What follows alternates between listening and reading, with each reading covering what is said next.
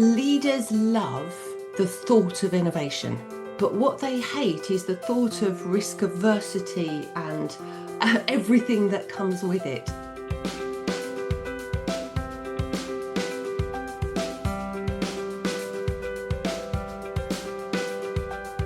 Hello, my name is Shirley Kavanagh, and you're very welcome to the Leadership Discoveries podcast. And here I chat with leaders and experts across a variety of sectors and geographies who share their experience and views on a range of leadership topics. And today I'm delighted to be joined by Jill Ellul. Jill has over 30 years' experience in the pharmaceutical industry, and she's also founder of Mojoco. And Mojoco is a business consultancy that offers innovation-led solutions to the pharma, medtech and biopharma sectors. And I know this will be a very interesting conversation because Jill is going to talk about all things innovation and creativity. Jill, you're very welcome. Hello, Shirley, and thank you so much for inviting me onto your fabulous podcast. I'm delighted to talk about a topic that I'm so passionate about. So thanks for the opportunity. And I'm so glad you joined me because I know this is a topic that people talk to me about all the time, actually. I'm very interested to hear some of your thoughts around this. But maybe before we go on and talk about specifically around innovation and creativity and all that good stuff, could you tell us a little bit about Mojoco and why did you actually set it up in the first place? Absolutely, I can. I was actually, it was about 13 years ago, well, almost 13 years to the day, actually, when I was with AbbVie as European Innovation Director. And the VP sort of came to me and said, Jill, you've been doing this role for a time now. Maybe you should be moving on and broadening experience and doing something else in the organisation. What else would you like to do and explore? And I had this sort of moment of clarity, Shirley, when I just went, I actually don't want to do anything else other than live in the world of innovation. So that was sort of what fired me up to start Mojoco. And I spoke to her about it and she was incredibly supportive. And I sort of said to her, I'd been preaching about bravery and curiosity and fresh thinking. And it was time, as I turned 50 at the time, to go, actually, I'm going to do this now and I'm going to take the leap. So that was it. That's how I started Mojoco at the time. Fantastic. And I mean, your passion for the subject, I have to say, is absolutely infectious. But can you tell me about the work that you do? So I know you work with leaders, particularly in the pharma space and, all the industries adjacent to that. What are you seeing in relation to how organizations are fostering creativity and innovation or not? Yeah, no, it's such a good question, and it varies across the different companies, across different sectors. But I think the pattern that I see is that leaders love the thought of innovation. But what they hate is the thought of risk aversity and everything that comes with it. So this sort of dichotomy of the push and the pull. We really need to innovate, but we've got such tight deadlines, we've got such small budgets, we've got such compliance challenges around us that we can't really do it. And so in that case, it tends to become a little bit sanitized. And that creativity tends to be a little bit dulled down. So I take sort of a different approach to it with leaders and sort of talk about how they lead for innovation to flourish, and to sort of forget about the processes that go around it, but lead the people for the behaviours that are required to let the creativity foster. And I find that the more that happens, the more innovation naturally occurs within the organisation. Okay. Rather than it being formalised, it sort of bubbles up from the bottom because you fire people up with that passion to create and to enact change, really. So what would that look like, Jill? So, I'm sure, I think that risk point that you talk about is really interesting, is sort of something that prevents or stifles, as you say, this creativity process and the innovation process. Like, what would it look like if I was a leader now and I'm saying, look, I want to build a more innovative culture, for instance? I know that's a big, wild statement, but what do you do with something like that when somebody says something like that? And that's very often the brief that I get. We want to boost our innovation culture, Jill. Where do we begin? So I say, look for the pockets of passionate people that are within the organisation now. The truth is, organisations don't innovate, it's the people within them that innovate.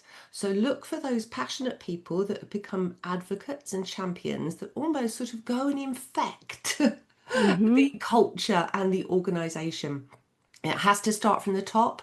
So I personally look for those leaders that are really passionate and that want to create and enact that change. And we get them together, we get them focused around a current pain point in the organization for a customer or an internal challenge, and we get them excited about that. And once you create that excitement and that focus, they tend to then look for the other areas that they can go and focus on and innovate around. And that sort of builds what I call their innovation muscle. They start to get a little bit more confident, a little bit stronger at doing this, and it begins to build and grow. So that's how the culture can really evolve very, very Okay. nicely. And I'm conscious, Jill, I'm putting creativity and innovation together. And I'm just saying creativity and innovation, but they're not the same. Sure, they're not. No, absolutely. Creativity is all about dreaming up ideas, and we can all be creative. We can all go to our fridge and say, what are the ingredients? What am I going to make? Well, apart from me, because I can't cook, but most people. And we're all creative every single day. Innovation is about putting that creativity to work for impact in the world. So it's really where you take your ideas and you create something from them, which creates a change, a value, and impact for whatever it is your focus is on. So creativity is dreaming up ideas, innovation is really extracting the juice and the value from them to create an impact. Okay, and you know, it was funny when you were saying that anybody can be creative, and I think there's some might be some people who might dispute that. But is it because we're not actually doing the right thing to draw out that creativity, if you know what I mean? Like, can we all be creative? Actually, is I think the question. I inherently believe everyone is creative, but we sort of put creativity on a pedestal and say, well, you're creative if you're an artist or you're a Mm, writer or you're in these, you have a creative hobby of some sort. But when you break creativity down, it's really about problem solving. And we have to do that every single day of our life. We may be creative. Google Maps may go down and we'll get creative about how you reach your destination. So mhm. we're creative, but we just don't sort of internalize that or think about it in the way that, oh, that means that I'm creative. We all have that juice and that spark within us. So it's tapping into it and sometimes just peeling back the layer and showing people that's you being creative. They go, wow, never knew I could do that. Yeah, yeah, and I've had the very good fortune of seeing you in action, I have to say. And just one of the things I was taken in it with was the concept of ideation, you know, and this whole sense of, you know, when you have a group of people actually, you know, really drawing out some of the ideas without them feeling encumbered in any way by anything. So could you just talk us through how you might do that? Because I thought that was just great, actually. Well, I think there is a tendency, a natural reticence with some people to share ideas. We can all Okay. have ideas and we all dream up ideas. So when you facilitate an ideation session, I like to make sure that you have sort of stripped out any judgment from it as well, that it is a safe space to really share any of those ideas, even the wild ones. So I tend to start with the wild ideas and get people to be really playful. When we tap into that playfulness, we can then feel more unencumbered to share some of our thoughts and dreams and aspirations. What happens is, as intelligent, smart adults, we tend to apply logic and reason to our ideas before we share them. Well, that won't work, or we've tried that before, or somebody will think that's stupid if I say it. And you suddenly give people this freedom, you liberate them to say, just say anything, get it out there. Yeah. Ideas, and particularly in the early stages, are like these little seeds. You don't know as you plant a seed whether it's going to be a weed or something amazing. And if you pluck it too soon and say, that won't work, we've tried it, we won't get the budget, Yeah. that won't get past compliance, you never know whether it will or it won't. But you give Mm, it a space to grow and to build before you actually pass judgment on it. So it's really important that you have the right behaviors in the room. You have a facilitator that can make sure that every voice is heard mhm. and that you're capturing fully formed ideas rather than thoughts. And that's what Yeah. happens when we often brainstorm. We throw it all down and nothing ever happens. Yeah. So focusing on one idea and building it is super important.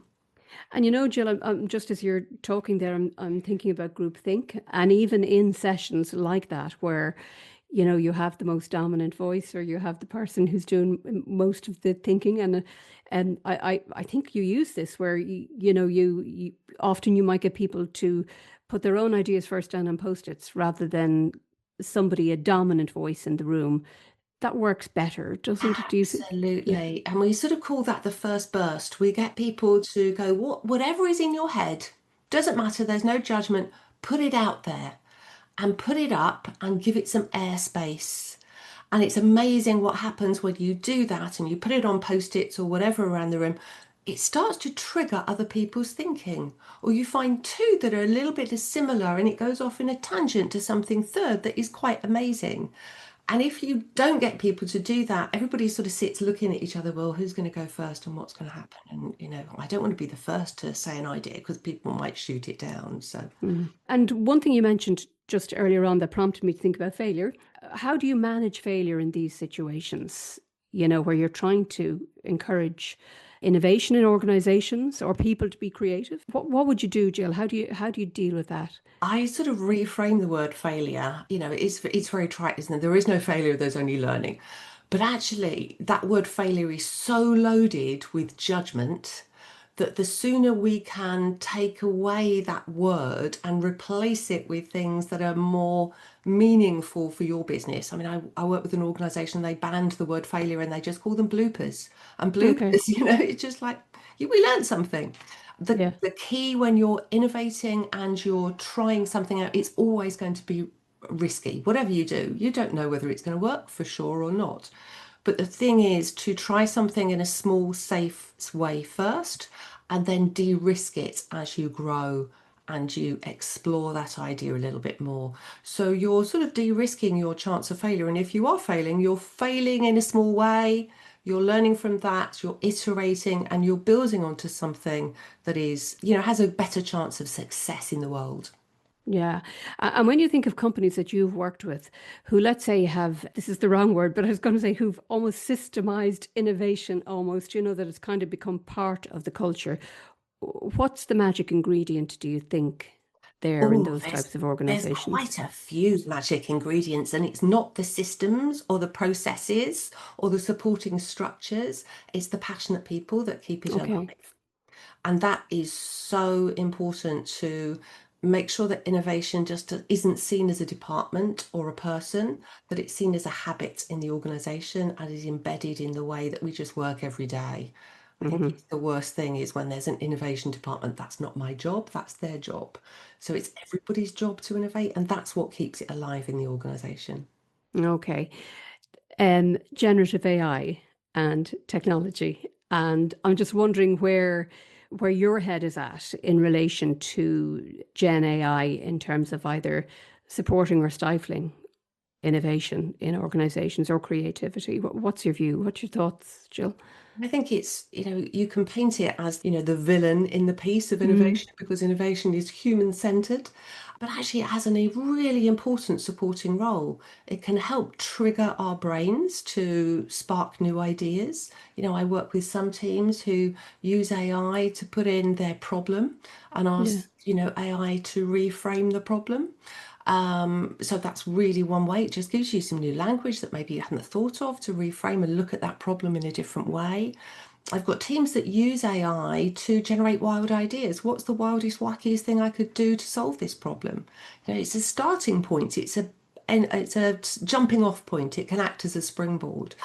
Other teams use it to, look for different sources of insight. Where could I go? Who else has had a problem a bit like this? Where do you suggest that I might look to get some learning about it? So it can really supplement and complement what we're doing. It will never replace it, but yeah, it certainly sort of frees up our brain capacity in some way to maybe be even more creative because it'll yeah. spark something.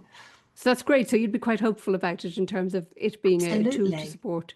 Absolutely, absolutely. I think we just need to engage with it in the right way, leverage it as a force for good rather than a force for evil. If all we're doing is give me the solution to this and plug it into AI and just going Hmm. and doing what it says, that's not going to be particularly great for you. So Yeah, there has to be this sort of hand in hand, and we're growing and learning every day about the power and what it can do for us. So yeah, fantastic.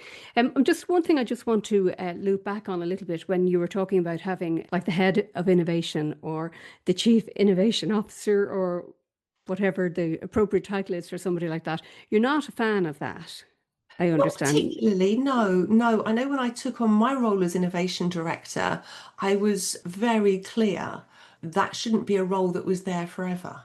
Right. That it was there to embed the innovation culture, to set up a structure around how we would work with champions and how we would train people and how we would onboard people into our way of working around Yeah. innovation in the organization. And that role should disappear over time because there would be no need for Mhm. it. I think that's really important in the early stages, but longer term, for it to be sustainable, it has to be part of everybody's job. I see. And when we think of innovation as a cultural piece, because you see many organizations with, the value or, the behavior is, about innovation or creativity or whatever it is. And what will be the enabler of that in an organization? I know you said it would be, let's say champions and leadership sponsors. Is there anything else within the organization? Because are there any? I know we talked a little bit about systems there earlier on, but is there anything that you've seen in organizations where it stays top of the agenda, that it never falls off, if you know what I mean, that we're always working in this innovative way? Anything you see particularly that works very well? I think the behaviors that are really important. So there's sort of three things that are really important. There's the structures, so the tools and the processes we have.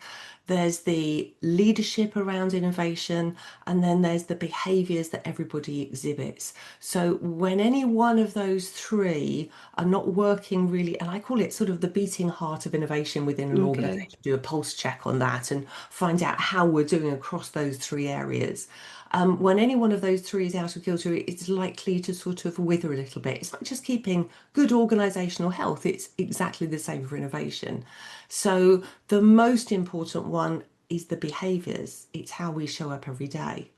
Okay. It's how we, and a structure for if we've got a problem, are we just jumping to the first solution, or are we really applying those behaviours of maybe being playful around it, or really asking questions around it, or exploring some fresh thinking around Hmm. this to make it a little bit more innovative in our approach so that it's our solution is more sustainable and brings more value.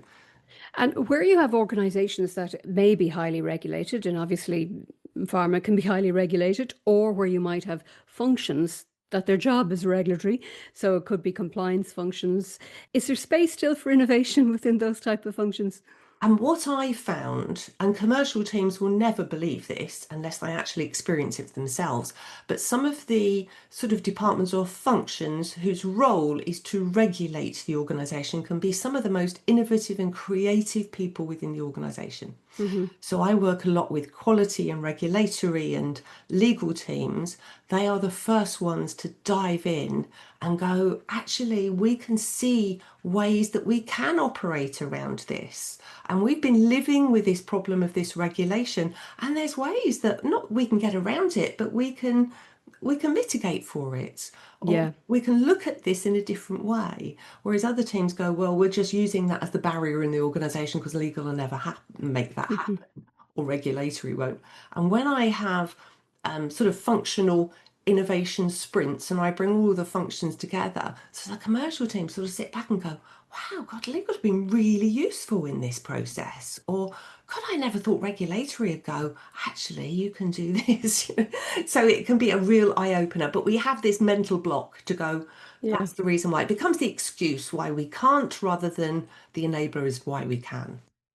And Jill, as you're talking, I'm struck by the fact that, workshops like what you're talking about there, activities like what that you're describing there, not only are the outcome or the output is around innovation, but it's all the process that's being created around people just being more collaborative and working across functions to solve a common client or problem, internal problem, whatever. I mean, isn't that sort of the byproduct almost of what you're Yeah, talking about? yeah. Yeah. Because everybody in their function, they get into their river of thinking, they see their world as is, and that's how life is, and that's my reality. Once you get people working together, you get them seeing different perspectives, and that triggers their brain to look at different possibilities and make connections that maybe other people haven't seen. So that's the really important part of getting people from different with different lenses across the same problem, that they may Hmm. not even be associated with that problem. That problem may not even affect them. Yeah. Actually, they have something really valuable. So we call it the naive expert. I'm not an expert in this, but I've got some fresh thinking that will help you. And that's very often why teams and how teams can come together to create some magic.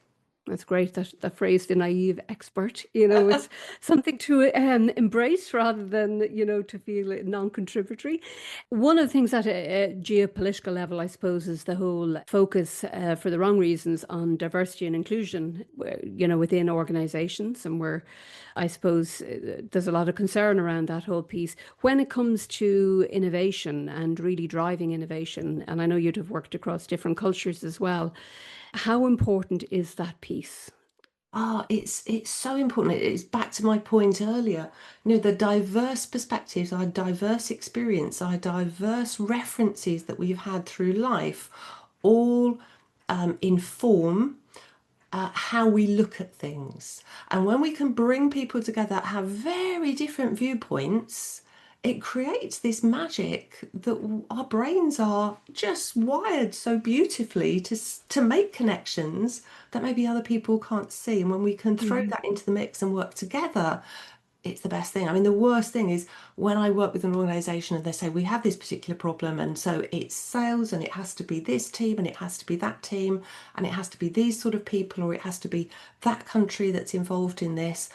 And I go, let's just throw that out and Hmm. let's look at who are the weirdest people that we could get involved in this. Because you've just mentioned all the normal, obvious people. Who are the deep experts? Who are the normal, and who have a bit of a weird connection to this? And so that encourages these diverse groups to come together to problem solve. And that is amazing. I mean, I've had one group recently working with an organization that have gone out to interview tattoo artists around a problem that they're doing around communication internally. And it's been Really? I mean, that amazing. sounds fascinating. It's amazing, absolutely amazing what they came back with. Not only did they come back with these amazing insights from talking to tattoo artists and Yeah. hanging out with them for a couple of hours, they actually came back really fired up to solve the problem that was actually quite a boring problem internally that people had struggled with. So not only does it, spark something, you actually learn an amazing amount from it. Yeah. And can you share with us what industry those people would have been in who actually went out to the tattoo artists? They were What in the pharma industry. pharma industry? Right. Okay. Gosh, isn't that so? That's I very know, just different. a little pushing and a little nudging. Yeah. I go, who else? Where else? And somebody went, well, when you get a tattoo, you're sitting with that one person, maybe for a few hours, and you're getting, you've got this intimate relationship with them because you're actually doing something on their skin and you're having this physical contact with them. I wonder how those conversations go. And I just go and find out. Fantastic. Three people that went and they came back completely fired up. None of them had a tattoo. But they came back without a tattoo, but with amazing insights for how communication can work and how you can get a bit more intimate in the way in which you communicate. So, That's fantastic. I really love that now, I must say. When you were talking about inclusivity and diversity, I'm always thinking, particularly in the innovation space and creativity, I'd just be interested, Jill, in terms of intergenerational, because I know a lot of parents who are listening to this might be concerned about their children who are spending more time on devices. Are you seeing any of that into the corporate world, where you're seeing any differences? absolutely. I remember when I took on the role as innovation director, and we had somebody come in from a consulting agency, and they sort of blandly said, anybody over the age of 30 can't innovate. And myself and my VP at the time, who was nearly 60, both sort of looked at this person and sort of had Hmm. to differ. And so there are these huge judgments. Just as we make judgments on people of a certain age, on the older spectrum, we'll make judgments about, the younger generation always being on devices and being super connected and less socially, connected to one another in person. And I think there is a fear that that judgment can become a reality, or that perception can become a fulfilled reality. And the more we believe that, the more it will become a self-fulfilling prophecy.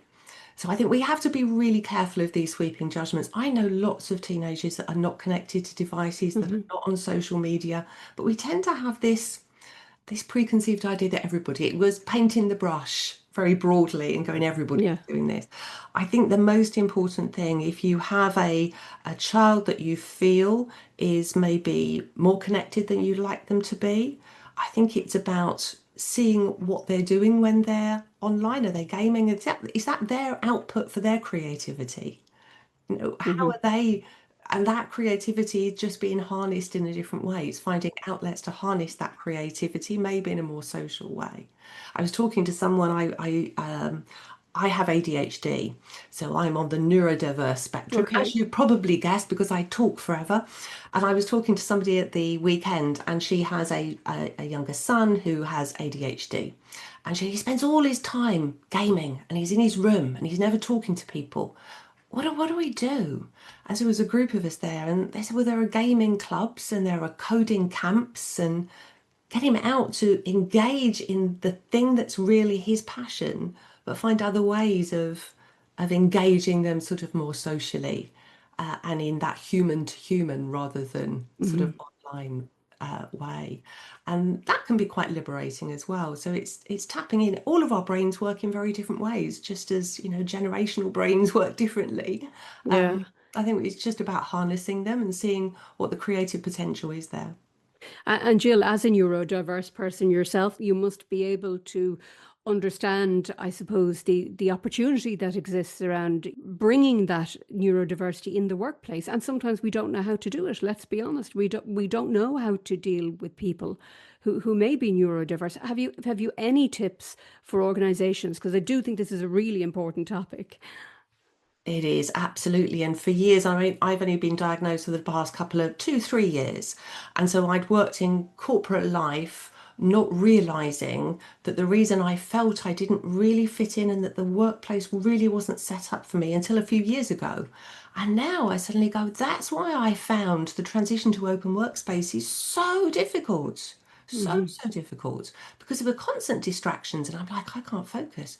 Well, I can't focus anyway, but that focus was just really impossible. So I think we have to, and we are getting better at making sure the environment works Right. for people that are neurodiverse.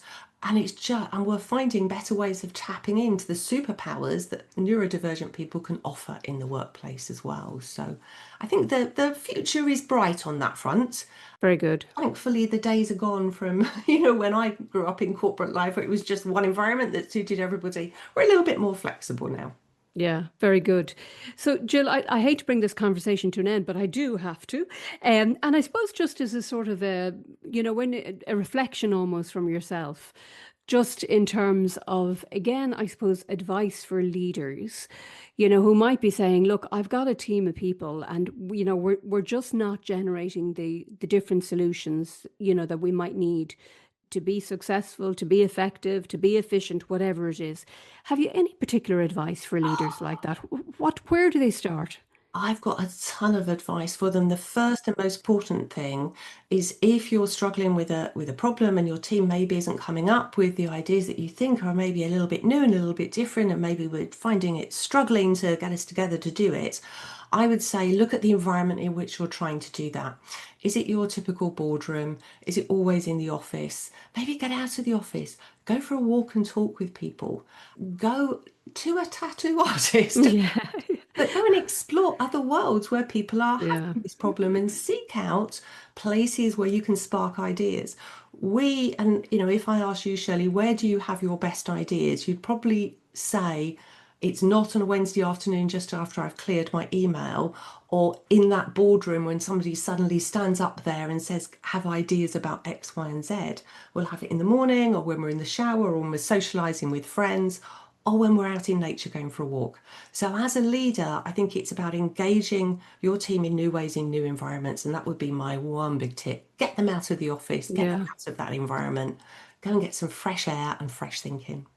And I think we can all relate to that, Jill, just in terms of where do we find ourselves thinking? And I hate to say mine is when I'm actually drying my hair, which isn't terribly, it's not terribly exciting, is it? But it's, Mine's when I'm ironing, Shirley. yeah. Oh dear. But Jill, listen, that's been fantastic. Thank you so much. And it's just really, really interesting talking to you. And as I said, your passion for this particular topic is very, very evident, and it's just so important, and just some really great tips for leaders there who are listening into the conversation. So Jill, thank you very much indeed. Thank you, Shirley, and thanks for the opportunity for me to talk all about innovation. And I want to thank you, our listeners, too. I suspect you've come from very different parts of the globe and from within different industries also. And I hope that you have found the discussion as insightful and as thought-provoking as I did. By the way, if you'd like to contact me, you can do that on LinkedIn or on shirleykavanagh.com. To our listeners, I hope this has been as useful to you as it has been for me.